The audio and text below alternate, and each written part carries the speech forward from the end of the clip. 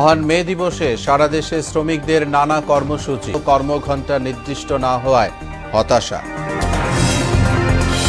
পথসভা ও র্যালি আয়োজন করা হয়। মাতৃত্বকালীন ছুটি বাড়ানো, রেশন চালু সহ নিরাপদ কর্মপরিবেশের দাবি জানান শ্রমিকরা।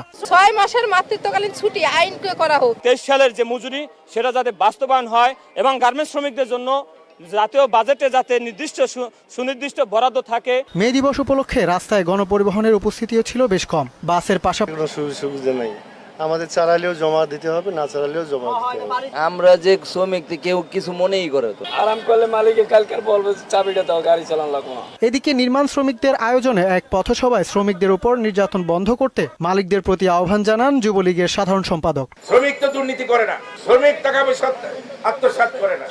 যদি কেউ আপনাদের উপর জুলুম করে, অত্যাচার করে, আমি আপনাদের ভোটে নির্বাচিত সংসদ সদস্য আছি, দাঁত ভাঙা জবাব দেওয়া হবে। অনুষ্ঠানে নির্মাণ শ্রমিকদের উদ্যোগে তৃষ্ণার্ত পথচারীদের মধ্যে খাবার পানি বিতরণ করা হয়।